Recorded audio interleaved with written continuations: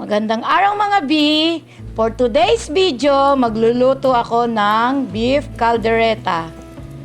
Bago ang lahat, huwag kalimutan mag-subscribe, like, and share. At mag-comment na rin kayo kung nasaan kayong lugar para malaman ko kung hanggang saan umabot ang video nito.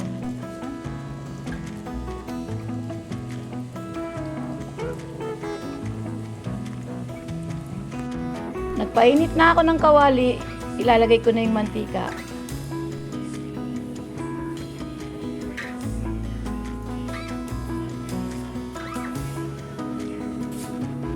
Sunod ang sibuyas.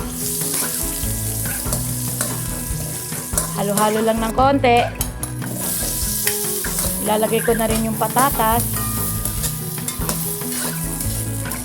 Halo-halo ulit ng konti. Isusunod ko na yung carrots. Sama natin sa paggisa ang carrots at patatas. Next, ilalagay na yung beef na pinalambot. Isang mug ng tubig.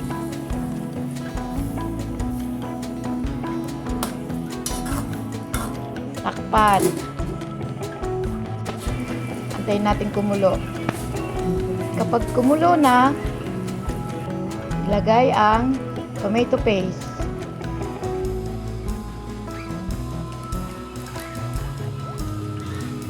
Next naman ang caldereta mix.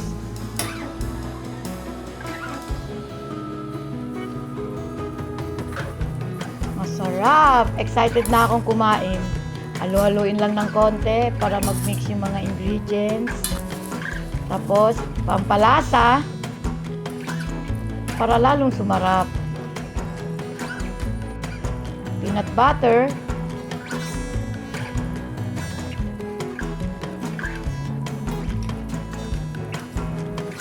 Tansyameter lang yan mga ingredients ko. Sumunod, green peas na hindi green.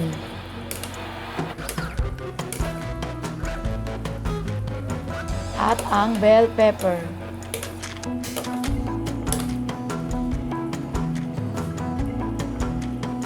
Paminta. Ang ating pampalapot, breadcrumbs. Breadcrumbs na nilagay ko para mas masarap. Hindi cornstarch. Halu-haluin lang ng konti. Lagyan ng sili. Takpan. Antayin natin kumulo. Kapag kulo na, timplahan ng konting asin. Konti lang kasi may asin na yung beef nung nilaga ko. Nung pinalambot. Tikman muna natin. Sarap! At yan na ang aking beef caldereta. Luto na.